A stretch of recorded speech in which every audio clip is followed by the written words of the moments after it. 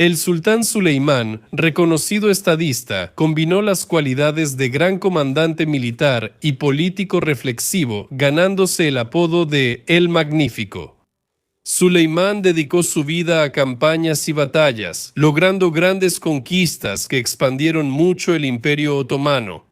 Dedicó gran esfuerzo a organizar la administración del Estado otomano. Durante su gobierno se crearon leyes que influyeron en la sociedad turca siglos después de su muerte. Recuerden que este es el canal Amazing History, donde solo hablamos de los eventos más interesantes del mundo antiguo y la Edad Media. Pueden apoyar el canal mediante Patreon o PayPal. No olviden dejar su opinión en los comentarios. Ahora, vamos con el tema del episodio.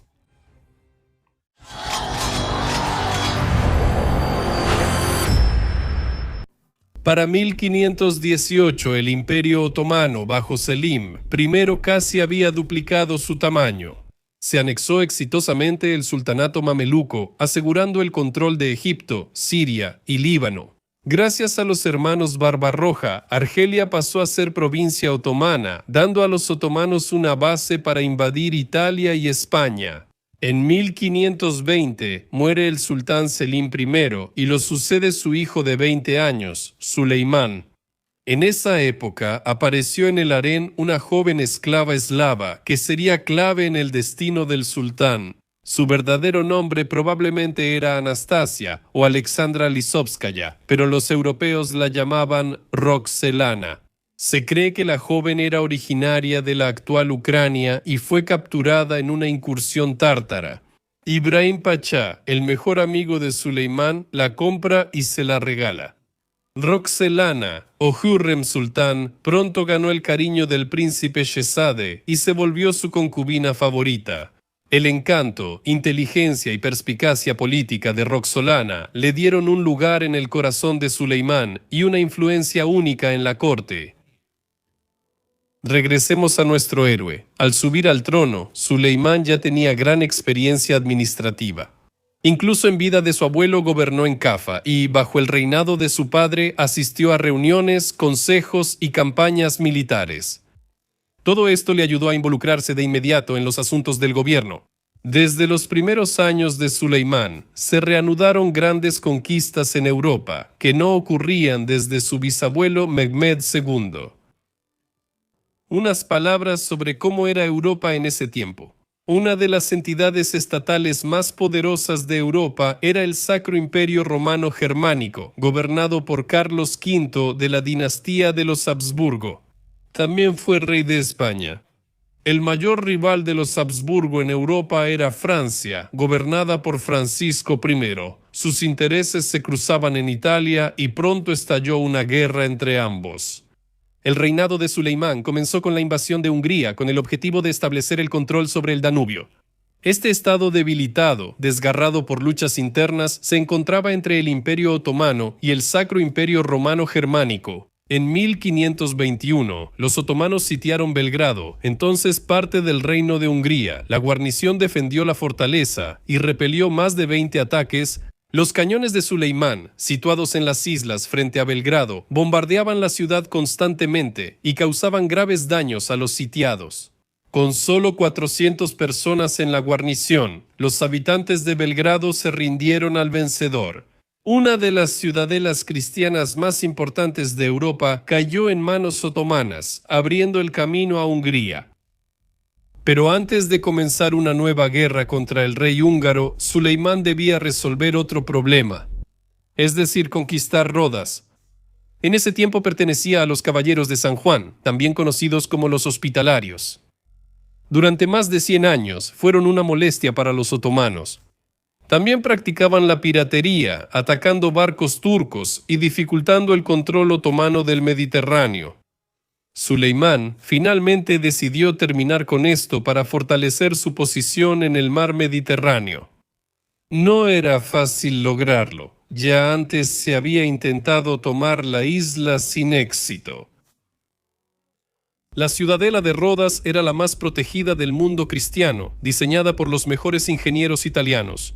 Era fácil de defender y protegida en su mayoría por 3 anillos de gruesos muros de piedra con torres, desde donde los defensores atacaban al enemigo desde distintos ángulos.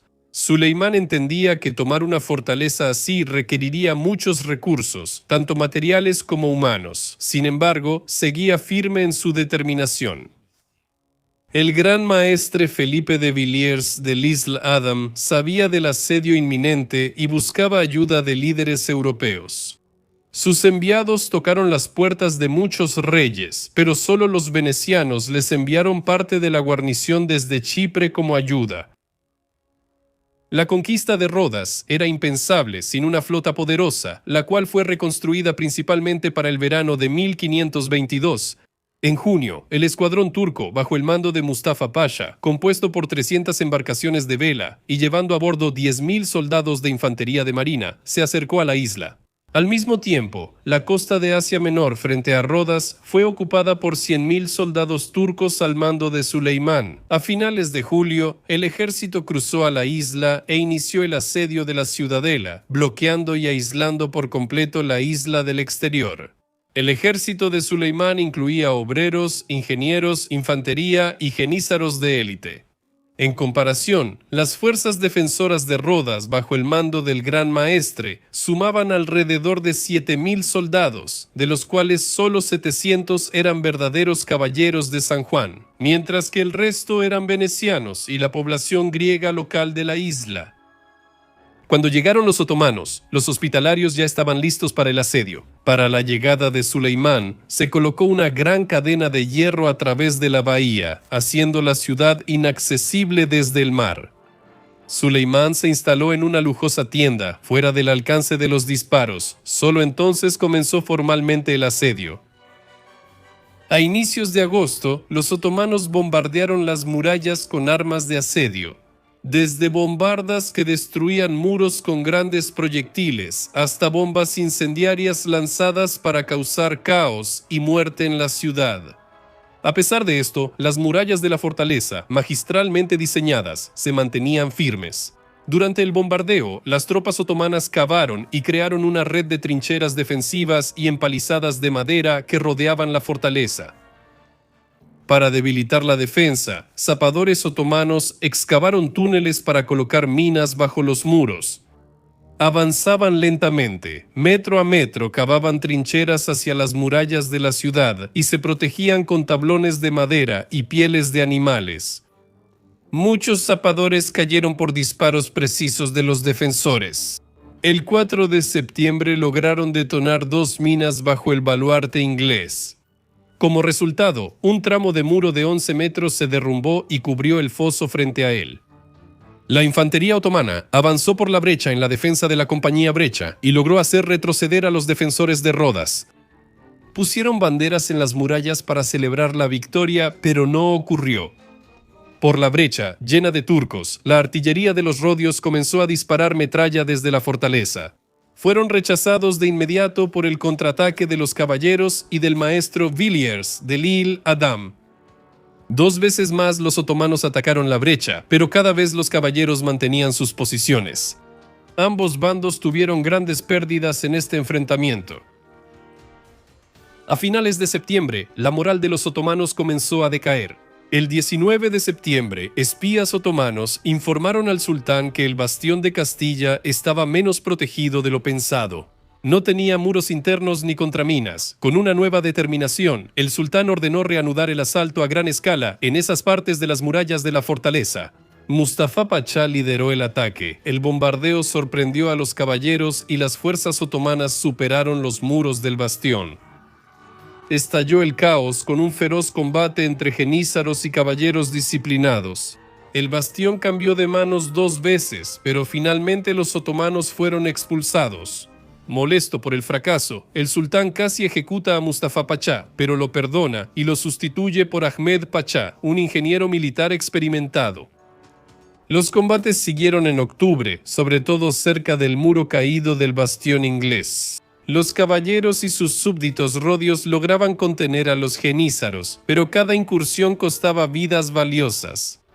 Los turcos bombardearon la ciudad con proyectiles y cartas, prometiendo perdonar la vida a los defensores de Rodas si se rendían, pero amenazando con matarlos si tomaban la fortaleza por asalto. La amenaza funcionó. Los nobles de Rodas pidieron al gran maestre que se rindiera. El riesgo de un levantamiento en la fortaleza y el agotamiento de recursos obligaron a la dirigencia de los hospitalarios a buscar la paz con los otomanos.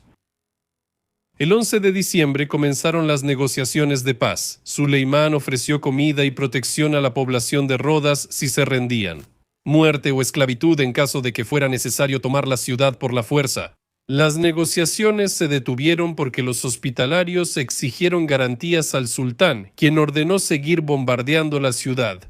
El 17 de diciembre las tropas otomanas retomaron el bastión de Castilla y mataron a sus defensores, quedándose con él. Las opciones para defender la fortaleza se habían agotado. Delil Adam ordenó izar una bandera blanca en las murallas internas. Los otomanos, tras grandes pérdidas en 6 meses de asedio, aceptaron nuevas negociaciones. La paz se firmó el 20 de diciembre con condiciones favorables para los hospitalarios. Suleimán les perdonó la vida a los sobrevivientes y les proporcionó barcos para su traslado a Creta.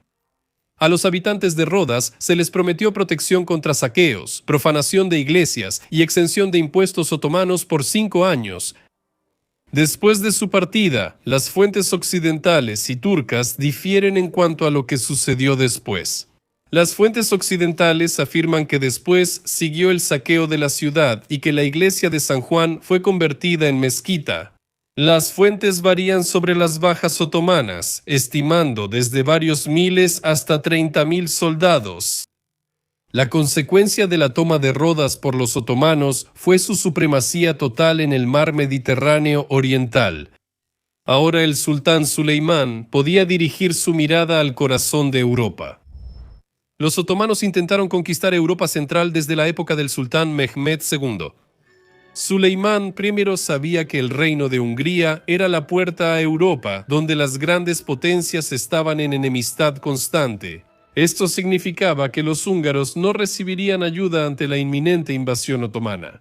El reino de Francia y el Sacro Imperio Romano Germánico, bajo Carlos V de Habsburgo, estaban tan ocupados luchando por Italia que ignoraron al imperio musulmán en su frontera. Suleimán planeaba usar eso a su favor. En 1525, los Habsburgo derrotaron al ejército francés en Pavía y capturaron al rey francés Francisco I.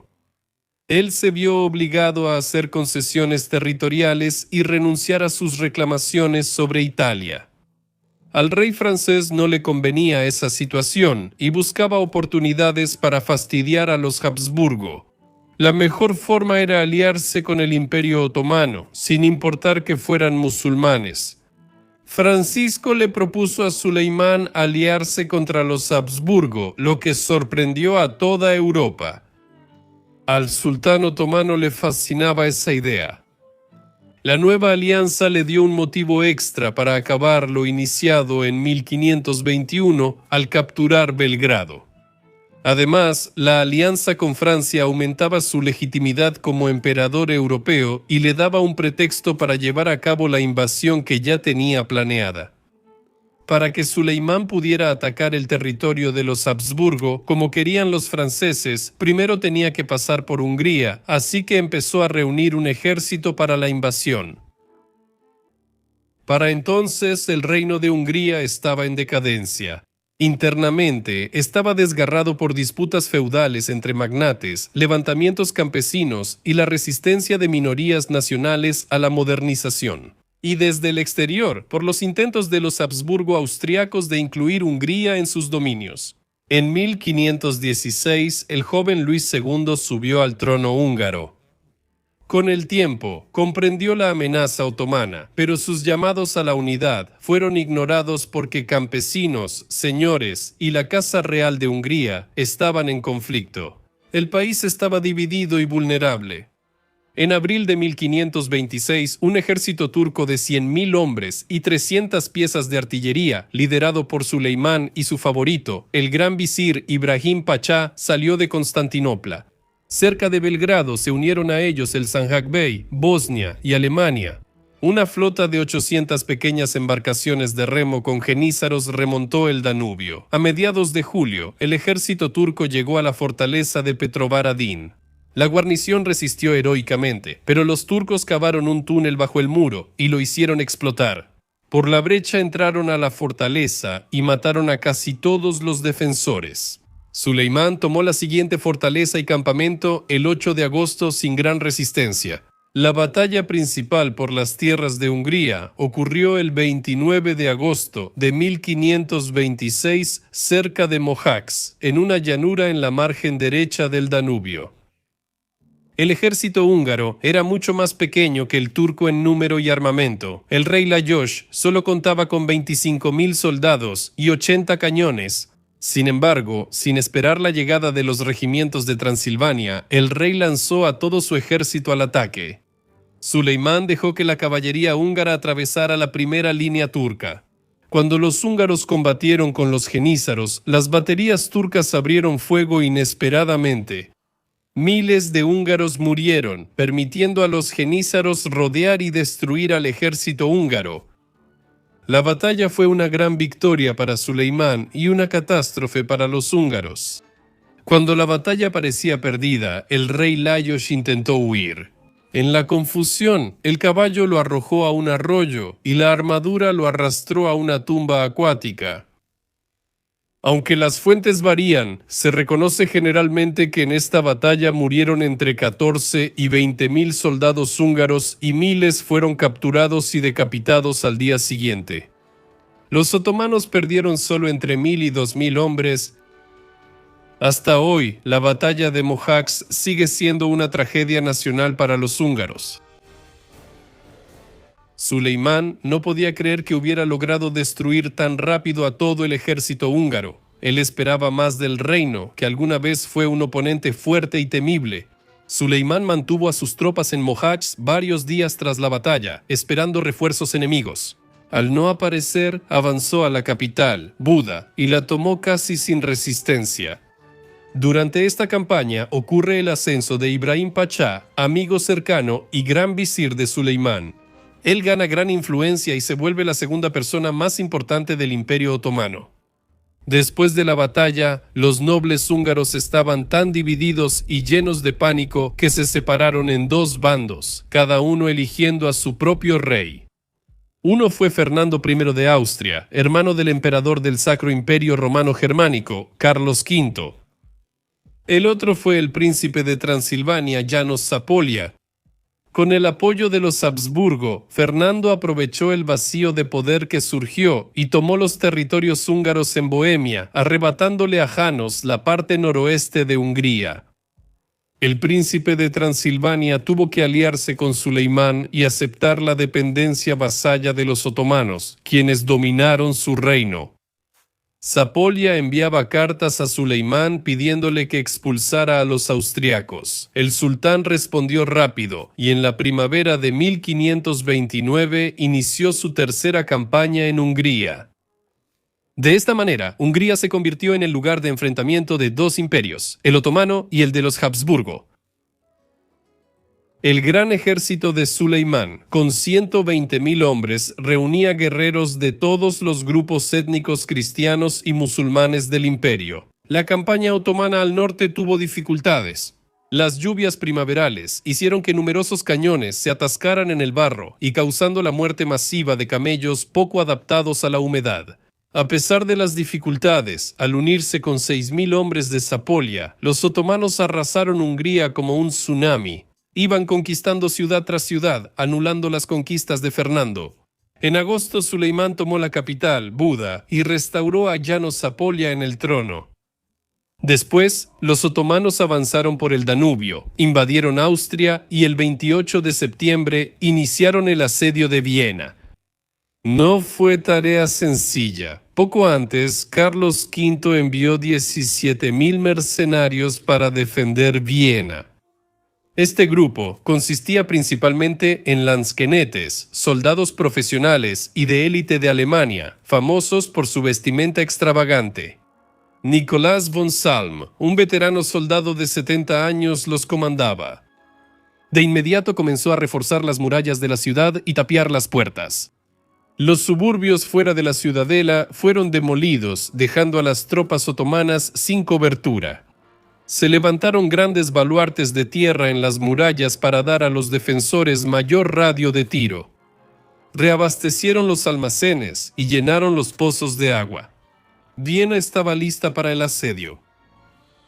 Suleimán atacó la ciudad con 300 cañones. Sin embargo, las fortificaciones de la capital austríaca eran muy poderosas y todos los ataques de los sitiadores eran repelidos con grandes pérdidas para ellos. Los turcos volvieron a excavar túneles y minar las murallas, como en Rodas, pero los defensores ya estaban preparados.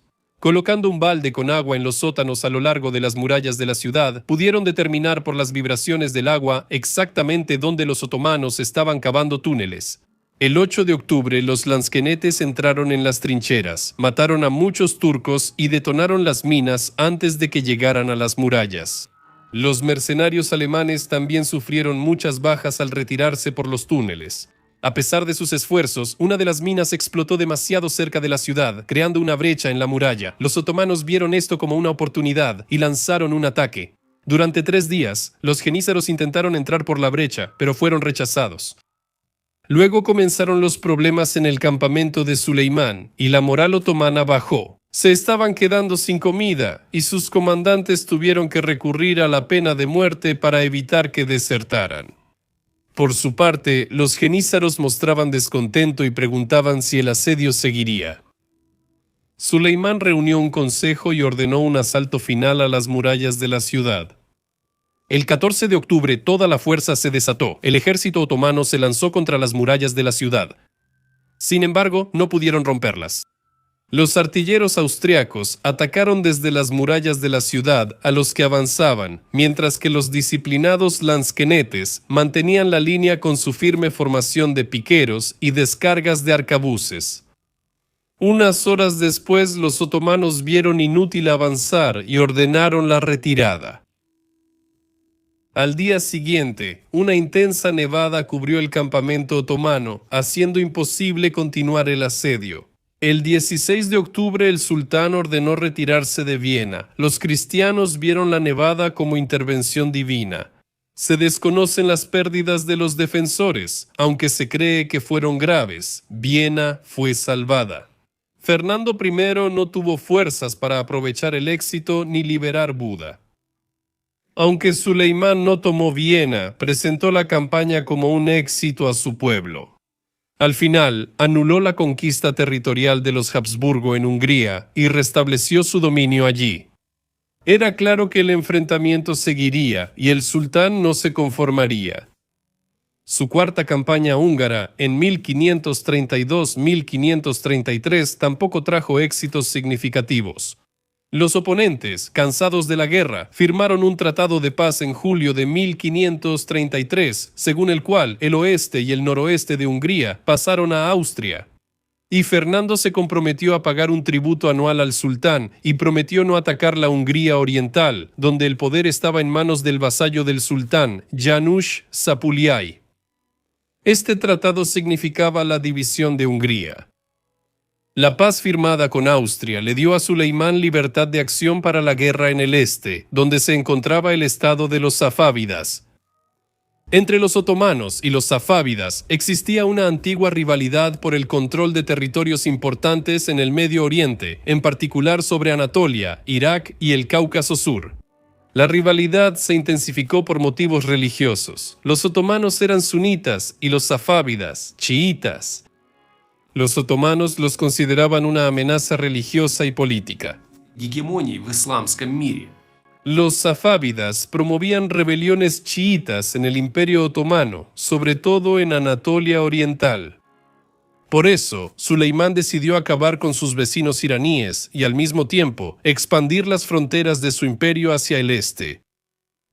En septiembre de 1533 Suleimán aprovechó la guerra entre safávidas y shaibánidas en Asia Central y envió un gran ejército a Irán al mando del gran visir Ibrahim Pachá. Ibrahim Pachá sobornó a los comandantes de las fortalezas fronterizas iraníes y se abrió camino hacia la capital persa, Tabriz. En julio de 1534 tomó la ciudad y luego todo el sur de Azerbaiyán. Entonces, el sultán Suleimán llegó al ejército turco para liderar la campaña a Bagdad. Los otomanos ocuparon Bagdad sin resistencia en diciembre de 1534. El sultán permaneció varios meses en la ciudad y con Ibrahim Pachá organizó la administración del Irak árabe al estilo turco. El territorio del país fue dividido en unidades administrativas llamadas eyalatos, como era costumbre en el Imperio Otomano. Entró en vigor el sistema otomano de uso de la tierra y recaudación de impuestos. Sin embargo, el avance posterior de los otomanos fue detenido. En 1535, el Shah safávida Tamás primero tuvo que abandonar el sitio de Van y marchar a Azerbaiyán. Ambos ejércitos se encontraron cerca de Hamadán y los Kisilbash safávidas lograron una victoria impresionante. Suleimán se retiró a Anatolia y así concluyó la primera campaña contra los persas. Y aquí haré una pequeña digresión. Les hablaré de las intrigas entre bastidores en el entorno de Suleimán, que luego inspirarán novelas y películas. Para entonces, Roxelana ya había asegurado su lugar en el harén, lo que causó intensos celos en Majidebran, principal concubina de Suleimán y madre de Mustafa, heredero del sultán. En algún momento, Majidebran le arañó la cara a Roxelana y le rompió el vestido.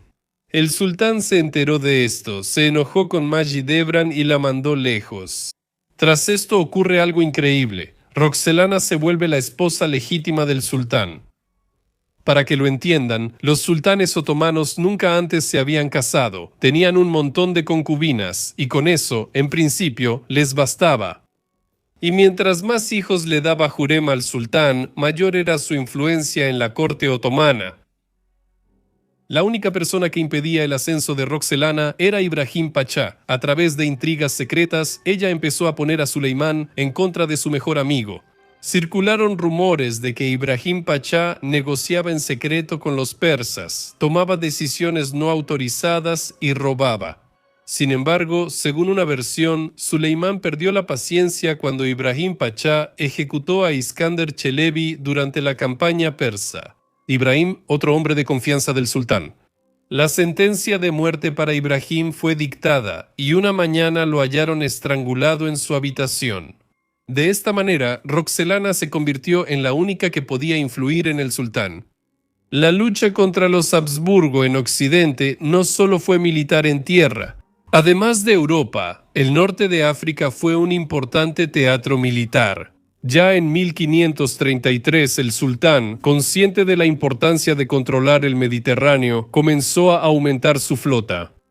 Y para esta misión necesitaba a un hábil almirante. Ese fue Jaireddin Barbarroja, de quien ya les he hablado en este canal. En el verano de 1534, una escuadra turca de 80 barcos, comandada por Barbarroja, se acercó a Túnez. Tras una breve batalla, la capital de los Hafsíes cayó y el resto de Túnez se rindió a los turcos sin resistencia. En 1535 Suleimán instaló aquí sus guarniciones. Ese mismo año, las tribus beduinas se levantaron contra los otomanos. En la batalla cerca de Kairuán, la artillería del sultán los hizo huir y luego hasta los beduinos reconocieron la autoridad de Suleimán.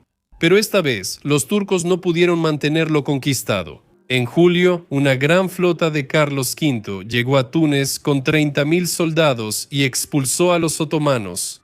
De esta manera, clavaron una cuña entre los territorios turcos en África. Desde 1537 Jaireddin saqueó y exigió tributo a más de 20 islas del mar Adriático de los aliados venecianos del emperador. Francisco también apoyó indirectamente a los corsarios de Barbarroja. ¿Recuerdan a Francisco, aliado de los otomanos contra los Habsburgo? Firmó un acuerdo secreto con Suleimán y dejó que los corsarios usaran los puertos del sur de Francia como base. Como resultado, desataron un verdadero terror en el Mediterráneo. Al notar la amenaza de Barbarroja, los venecianos impulsaron la creación de la Liga Santa, una alianza con España, Venecia, Génova, los estados pontificios, los Habsburgo y los caballeros hospitalarios, que ahora estaban en Malta. Andrea Doria, almirante genovés, fue nombrado líder de la alianza. Por ahora, regresemos al teatro de operaciones europeo. El Tratado de Paz de 1533 entre los Habsburgo y los otomanos no satisfizo al archiduque Fernando, quien tuvo que reconocer a János Zápolyai como rey de parte de Hungría. Por eso, en 1537, los Habsburgo atacaron a los otomanos por tierra. Un ejército de 24.000 hombres, liderado por Ioan Kozianer, invadió territorios otomanos para capturar Osijek, un importante centro logístico regional. Pero la guarnición de la fortaleza logró resistir, y los refuerzos que llegaron desde Belgrado infligieron una gran derrota a los austriacos. Los otomanos perdieron unos cientos de soldados, mientras que los Habsburgo tuvieron más de 20.000 bajas. La derrota obligó a Habsburgo a reconciliarse con Zápolya y a firmar en secreto el Tratado de Nagyvarad en febrero de 1538, sin que Suleimán lo supiera. Según sus condiciones, Fernando I de Habsburgo reconocía a János Zápolya como rey vitalicio y gobernante de 2/3 de Hungría. Mientras tanto, Zápolya aceptó la soberanía de Fernando sobre el oeste de Hungría y lo reconoció como su heredero al trono húngaro, ya que János no tuvo hijos. Zápolya aceptó ayuda militar contra los turcos. Como ven, el leal vasallo de Suleimán inició su propio juego a sus espaldas. La flota cristiana capturó la ciudad costera de Castelnuova, en la actual Montenegro. Esta ciudad ahora debía convertirse en un puesto avanzado costero para la invasión al interior del territorio otomano. La cobertura desde el mar era proporcionada por los barcos de la Liga Santa. El choque entre las flotas de Barbarroja y Andrea Doria era inminente. En septiembre de 1538, los otomanos aplastaron a la escuadra naval cristiana aliada en la batalla de Preveza. Este combate se narra a detalle en el episodio de Barbarroja del Canal, por lo que no profundizaré aquí.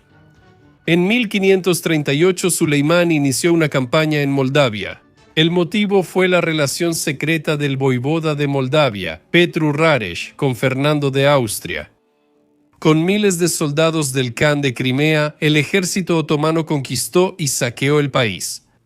Petru Rareș huyó a Transilvania y Suleimán nombró a su hermano Stefan en su lugar. Moldavia fue grabada con un gran tributo anual. El sultán reforzó las fortalezas de Kilim en las desembocaduras del Danubio y Dniester. Suleimán formó un zanjacado especial que abarcaba el área entre el Dniester y el Prut, es decir, Besarabia. Este zanjacado servirá como base para una futura guerra contra Polonia. Tras la batalla de Preveza, la situación cambió y se abandonaron los planes de invasión desde Castelnuova hacia el interior otomano. Carlos V de Habsburgo, emperador del Sacro Imperio Romano, se negó a entregar esta ciudad a Venecia. Esto marcó el inicio del fin de la Liga Santa. La coalición se desmoronaba, los venecianos pedían paz con los otomanos y sin sus barcos las fuerzas aliadas se debilitaban mucho. Suleimán no quería dejar ese puesto avanzado a los cristianos. Por eso ordenó a Barbarroja reforzar su flota y prepararla para tomar Castelnuovo en la primavera de 1539. Castelnuovo pasó a manos de los otomanos, pero la victoria le costó caro a Barbarroja. Para más detalles de este asedio, consulten nuestros episodios sobre Barbarroja. Al final, la influencia de los Habsburgo en el Mediterráneo oriental se debilitó, al menos por ahora. Por estos éxitos otomanos, la situación de la coalición cristiana empeoró. En 1540 se firmó la paz con Venecia, que cedió al Imperio Otomano varias ciudades en Dalmacia y pagó una contribución de 30.000 ducados. El único al que no le convenía esta situación era el emperador Carlos V. La derrota en Preveza y Castelnuovo lo enfureció. Intentó atraer a Barbarroja a su bando, pero sin éxito. El orgulloso emperador no aceptó el resultado y Carlos decidió responder. En octubre de 1541, intentó golpear a los otomanos en el norte de África. La Armada Española, con 500 barcos y 24.000 soldados, se acercó a Argel. Sin embargo, no era la época adecuada para una campaña así. Los comandantes trataron de convencer al emperador de esperar, pero Carlos, impulsado por ira y venganza, no los escuchó y lideró la expedición. El 23 de octubre de 1541 desembarcó con su ejército a varios kilómetros de la ciudad de Argel y comenzó los preparativos para el asedio. Por la noche, una tormenta feroz hundió barcos, destruyó suministros españoles y echó a perder la pólvora, dejando los cañones inútiles. Carlos, esperando salvar las apariencias con los restos de sus tropas, atacó la ciudad, pero la guarnición otomana resistió. Al emperador solo le quedó terminar esa campaña deshonrosa que duró 12 días. Perdió cerca de 12.000 muertos ahogados y prisioneros, además de 200.000. Y ahora volvamos al aliado de Suleimán, Janush Zapuliay. Ese sí que era un personaje. Ya dije que él hizo un acuerdo secreto con Fernando para nombrarlo su sucesor. Ya estaba entrado en años, era soltero y no tenía descendencia. Fernando estaba seguro de que todo seguiría igual y que sería rey de toda Hungría tras la muerte de Janusz. Pero, en febrero de 1539, Janusz de repente se casó con la hija del rey polaco, Isabela. Esto fue un shock para Fernando. Probablemente le sorprendió más la noticia del embarazo de Isabela. Él entendió que Janusz lo engañó. En venganza, Fernando delató a Janusz ante Suleimán, informándole sobre las condiciones del tratado secreto, con la esperanza de que el sultán castigara a su vasallo. No sabemos cómo reaccionó Suleimán. Él decidió esperar y ver qué traería esta situación. Al final, solo 2 semanas antes de su muerte, en julio de 1540, Janusz tuvo un hijo, Janusz II Segismundo, quien se convirtió en el heredero al trono de Hungría. Fernando exigió el trono, alegando que el rey fallecido se lo prometió, pero varios nobles húngaros rechazaban el dominio de los Habsburgo. Rechazaron las demandas de Fernando de obtener el trono y proclamaron rey al recién nacido Janusz Segismundo, con la reina Isabela como regente. Se enviaron cartas a Cracovia y Constantinopla para buscar el apoyo de Polonia y los otomanos. Suleimán lo reconoció como vasallo. El apoyo a la reina Isabela entre los señores feudales húngaros no fue suficiente y varios se unieron a los Habsburgo. Fernando decidió que era el momento oportuno para recuperar Hungría de los otomanos. En febrero de 1541 envió un ejército de 50.000 hombres liderado por Guillermo von Roggendorf para sitiar Buda. Al saber del avance austriaco, Suleimán envió un ejército para ayudar a los húngaros, pero seguía lejos. Von Roggendorf llegó a Buda el 3 de mayo. La defendían menos de 3.000 húngaros y serbios. La reina y sus aliados reforzaron murallas y construyeron fortificaciones durante meses, algo que el comandante de los Habsburgo no quería. No quería perder tiempo en un asedio, así que negoció con Isabela, prometiéndole a ella y su hijo bebé un paso seguro a Polonia si se aceptaban las pretensiones de Fernando al trono. Aunque la reina estaba dispuesta a aceptar, los nobles húngaros se opusieron y la encarcelaron. A von Roggendorf no le quedó más remedio que comenzar el asedio. Sus tropas usaron artillería para abrir brechas en la defensa de la ciudad, pero los húngaros lograron repeler el ataque. Los intensos intentos de tomar la ciudad siguieron hasta que llegó el ejército principal de Suleimán, quien hizo retroceder a las tropas de los Habsburgo con grandes pérdidas. Durante los siguientes días, Suleimán, junto con sus aliados húngaros, celebró la victoria. Los nobles húngaros y la reina pasaron varios días en el campamento otomano junto a las murallas de Buda. Mientras tanto, los soldados otomanos paseaban tranquilamente por la ciudad a su antojo. La celebración fue una artimaña. Suleimán, al no confiar en los húngaros, ocupó la ciudad sin resistencia. A Isabel le informó que su hijo sería rey, pero solo gobernaría Transilvania y las tierras al este del Tisa. Buda y los demás territorios serían pachalatos otomanos gobernados por gobernadores otomanos. Tras esto, Suleimán volvió a su capital. Sin embargo, Isabel y los nobles húngaros no estaban satisfechos con la reducción de sus territorios. En diciembre de 1541 firmaron otro tratado secreto con Fernando, contra cuyas tropas habían luchado hace unos meses. Isabel prometió abdicar del trono si él lograba capturar Buda de nuevo. En agosto de 1542, Fernando envió otro ejército al ataque. El lento avance austríaco permitió a los otomanos defender Buda y Pest, y el asedio fracasó por completo. Suleimán reaccionó y lanzó una campaña de represalia en abril de 1543. Entre junio y agosto capturó varias fortalezas clave al norte de Buda. Los Habsburgo estaban agotados por la guerra. Como la frontera safávida volvía a tensarse, Suleimán también buscaba la paz.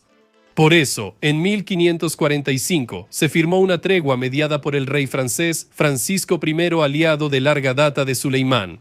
2 años después, Suleimán firmó un tratado con Carlos V y Fernando. Sus conquistas en Hungría fueron reconocidas y Suleimán aceptó el dominio de los Habsburgo sobre una parte de Hungría a cambio de 30.000 florines de oro al año. Suleimán el Magnífico es recordado por sus conquistas militares y reformas que fortalecieron y modernizaron el Imperio Otomano.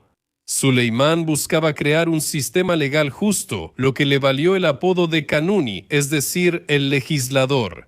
Reformó la legislación otomana al unir la Sharia, el derecho consuetudinario y los decretos del sultán. Suleimán reformó la administración provincial, dividiendo el imperio en eyalatos y controlando estrictamente a los gobernadores locales. Se revisó el sistema fiscal, se establecieron tasas de impuestos fijas, lo que ayudó a reducir el abuso de los recaudadores de impuestos y a disminuir la carga sobre la población campesina. Suleimán fortaleció y amplió el ejército, mejorando su organización. Reorganizó a los genízaros, mejorando su disciplina y capacidad de combate. Suleimán financió proyectos arquitectónicos como mezquitas, hospitales, escuelas y baños públicos. Él promovió el desarrollo de la cultura, el arte y la ciencia, invitando a artistas y científicos de diferentes partes del imperio y de otros países. Después de firmar otro armisticio con los Habsburgo, Suleimán volvió a iniciar una campaña contra el Shah iraní Tahmasp. En 1548, el ejército del sultán se adentró en Irán y ocupó Isfahán temporalmente. En los años siguientes, las acciones militares continuaron con éxito variable. Pero en general, la campaña no le trajo resultados significativos a Suleimán. Regresó a casa con las manos vacías, salvo por la captura de la ciudad fronteriza de Van y ricos trofeos. Mientras Suleimán combatía en el este, Isabela, gobernante vasalla de Transilvania, accedió a devolver Transilvania a Hungría presionada por Fernando, a cambio de tierras en Silesia. El sultán se enteró de esto, y en marzo de 1552 inició una campaña contra los Habsburgo.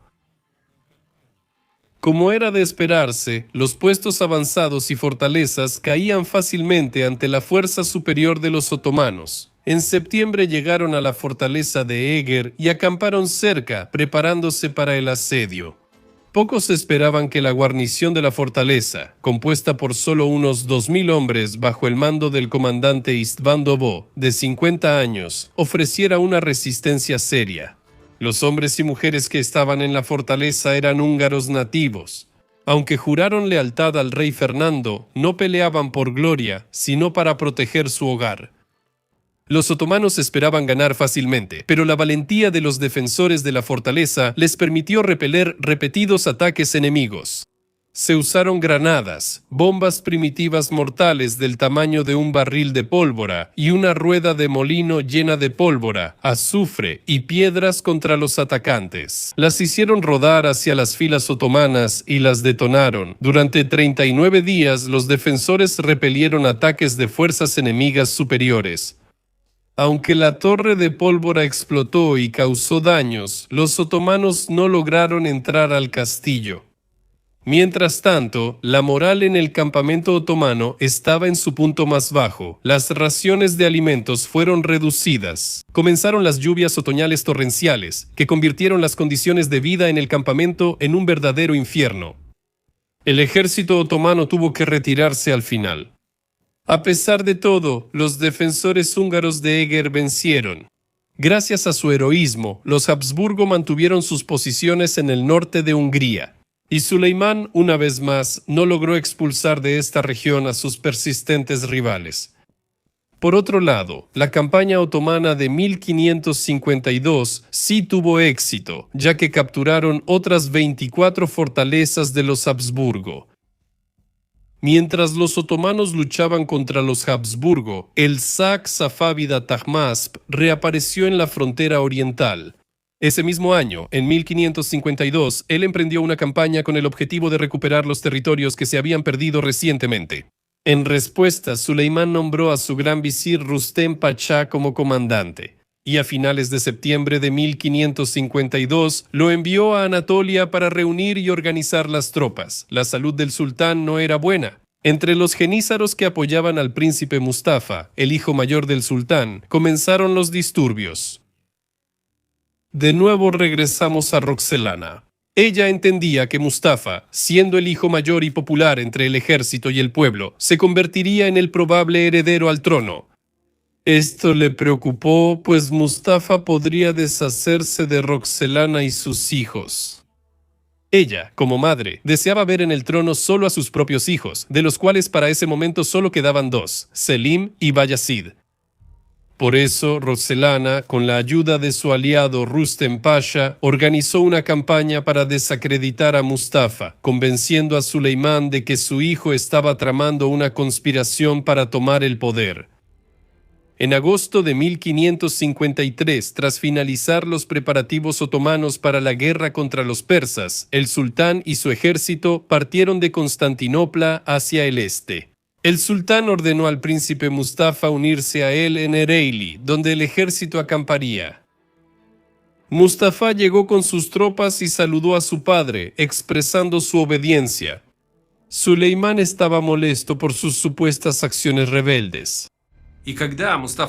En la tienda imperial, el sultán ordenó su estrangulamiento a los verdugos. Este hecho conmocionó a los soldados, pues muchos esperaban que Mustafa fuera el heredero de Suleimán, ya que se lo consideraba el hijo más competente, querido y respetado de su padre. Los genízaros estaban furiosos con Rustem. Probablemente, en un intento de levantar la moral caída del ejército, el sultán lo destituyó y nombró en su lugar al segundo visir Ahmed Pasha. Después, el ejército dejó Ereğli para pasar el invierno en Alepo y prepararse para la guerra en primavera. En 1554, el sultán dejó su campamento de invierno en Alepo y fue al este, llegando a Karabaj. Los otomanos, siguiendo a los persas, usaron la táctica de tierra quemada en las zonas fronterizas de donde partían las incursiones persas. La cohesión del ejército safávida facilitó combatir mejor a los armenios y lanzar incursiones ofensivas. Tal desarrollo de los acontecimientos convenció a ambas partes de que el largo conflicto había llegado a un punto muerto y que era necesario poner fin a la guerra interminable. El resultado fue la Paz de Amasya, firmada en 1555 y nombrada así en honor a la ciudad donde fue ratificada. Según sus condiciones, Georgia Occidental e Irak árabe pasaron al Imperio Otomano, mientras que Georgia Oriental pasó al Estado safávida. Roxelana murió en 1558. Esto fue una gran tragedia para Suleimán, afectando su salud y hábitos. Se vuelve reservado y austero. Ese año también muere Carlos V, rival eterno de Suleimán, cuya confrontación daba sentido a su vida. Comenzó el ocaso de su vida y de su reinado. En algún momento, en el lejano año de 1522, Suleimán le arrebató Rodas a los caballeros hospitalarios. Así, simbólicamente, la lucha contra ellos también marcó el fin de su reinado. Tras ser expulsados de Rodas, los caballeros de San Juan vagaron por Europa varios años buscando un nuevo hogar, hasta que en 1530 el emperador Carlos V les entregó la isla de Malta junto con Gozo y Trípoli. Desde ahí, los hospitalarios retomaron su actividad corsaria contra los otomanos y para 1550 volvieron a ser un serio obstáculo para Suleimán. Turgut Reis, conocido como Dragut, recibió la misión de eliminar la amenaza de los hospitalarios. En 1551 atacó a los caballeros, devastó Gozo y esclavizó casi toda su población. Tras intentar tomar la fortificada Malta, los caballeros lo rechazaron. Después de eso, Dragut capturó la guarnición de los caballeros en Trípoli y la usó para realizar incursiones. Durante los siguientes años, Dragut logró capturar parte de las Islas Baleares y Córcega. En 1560, los caballeros se unieron a la corona española, Venecia, Génova y otros países en una alianza para recuperar Trípoli de los otomanos. Sin embargo, Dragut atacó su flota en la batalla de Yerba y la derrotó. La alianza perdió decenas de barcos y al menos 15.000 soldados, lo que creó un vacío de poder que los otomanos podían aprovechar. Era evidente que Dragut pronto atacaría Malta. Los caballeros preparaban la isla para la defensa con esmero. Ya en 1557 eligieron como su gran maestre al astuto francés Jean Parisot de la Valette. Bajo su mando, los hospitalarios reconstruyeron su flota perdida en Yerba y reforzaron la defensa de las 3 principales fortalezas de Malta. Todos los edificios fuera de las murallas en el gran puerto de la isla fueron destruidos para que no sirvieran de refugio para los otomanos. A los campesinos locales se les ordenó recoger toda la cosecha y llevarla dentro de las murallas de la fortaleza. También se trajeron suministros adicionales desde la vecina Sicilia. Los nativos de la isla no apreciaban a los caballeros, considerados opresores extranjeros, pero seguían siendo católicos devotos y defendían su hogar de los musulmanes. Así, a los 500 caballeros se unieron 3.000 milicianos malteses y luego 1.000 soldados profesionales enviados por don García de Toledo, virrey de Sicilia. Don García informó a la Valette que reunía refuerzos, pero que Malta debía resistir sola hasta su llegada. Al mismo tiempo, los caballeros volvieron a dedicarse a la piratería. Su valentía en el mar humilló a los turcos y aumentó la determinación de Suleimán de destruir a los caballeros malteses. El sultán Suleimán ordenó a su cuarto visir, Mustafa Pachá, liderar el asalto a la isla. Lo acompañaban los almirantes Piale Pachá y Dragut. La mayoría de las fuentes estima que el ejército otomano tenía unos 40.000 hombres. La gran flota turca arribó a las islas el 18 de mayo de 1565 y fue hacia la costa sur. Allí, la armada otomana desembarcó sus galeras a varios kilómetros al sur del gran puerto, creando así una cabeza de puente. Los otomanos asaltaron los bastiones de Malta todo el verano sin éxito y sufrieron grandes pérdidas. El 7 de septiembre, al llegar el refuerzo de 8.000 hombres enviado por don García, quedó claro que el asedio había fracasado. Los otomanos, al ver este ejército, perdieron el ánimo y se retiraron a sus barcos. Para el 13 de septiembre su ejército se había retirado completamente de Malta. Los defensores perdieron 2.500 soldados y un tercio de la población, mientras que los otomanos sufrieron al menos 10.000 bajas, llegando según informes a 30.000. Se cuenta que Suleimán, al saber de la derrota, exclamó molesto: «¡Ustedes perdieron!», porque yo no estaba en el campo de batalla. El gran asedio de Malta tuvo un significado inmenso. Es imposible saber qué habría pasado si la isla caía, pero probablemente el Imperio Otomano se habría expandido hasta Italia y Europa Occidental. En 1566, el anciano Suleimán, que sufría de gota, reunió a su ejército con la intención de atacar Eger una vez más. Quería vengar la derrota anterior y seguir hacia Viena. Pero como Suleimán ya estaba demasiado débil para dirigir personalmente a las tropas, el mando real del ejército pasó a manos del ambicioso gran visir Sokolu Mehmed Pasha. Al frente del ejército local de los Balcanes estaba su sobrino Mustafa, mientras Suleimán y su gran visir avanzaban hacia Eger. Un pequeño ejército de los Habsburgo, compuesto principalmente por croatas, atacó Siklos. Esta unidad fue comandada por Miklos Zrinyi, quien décadas antes destacó en el asedio de Viena. Después de la victoria en Siklos, ordenó la ejecución del comandante otomano, Sanjak Bey Muhammad. Esto provocó la ira de Suleimán. Las ofensas de su ejecución y la amenaza que Zrinyi representaba en el sur de Hungría forzaron al ejército otomano principal a cambiar de rumbo y ocuparse de Zrinyi en Sigetvar. Sigetvar no tenía un valor estratégico en la campaña de Suleimán, ya que el ejército de los Habsburgo se reunía en Viena. Él esperaba que el asedio fuera breve, ya que en Sigetvar menos de 3.000 hombres se enfrentaban a un ejército de más de 100.000. Suleimán llegó a Sigetvar el 5 de agosto de 1566. La fortaleza, por su diseño inusual, era un objetivo difícil.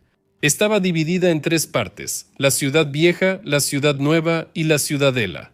Cada una estaba en una isla distinta, unidas solo por pasajes estrechos. El río más cercano alimentaba un lago artificial alrededor de las 3 islas fortificadas. Los turcos tardaron 3 días en capturar la ciudad nueva. Los defensores se retiraron a la ciudad vieja, cuyo asedio fue más difícil. El 19 de agosto los otomanos la capturaron. Los restos fueron a la última ciudadela. El enfermo Suleimán ofreció a Zrinyi condiciones favorables de rendición para acortar el tiempo. Si entrega la ciudadela, será el vencedor de toda Croacia bajo vasallaje otomano. Zrinyi, pese a la situación desesperada, ignoró la propuesta y no respondió a los otomanos. Decidió luchar hasta el final. El ejército otomano aprovechó la poca profundidad y construyó diques con escombros para abrir nuevas rutas de ataque. Zapadores volaron parte del muro, abriendo una gran brecha. Zrinyi sabía que el final se acercaba, porque el ataque otomano por la brecha podía ocurrir en cualquier momento.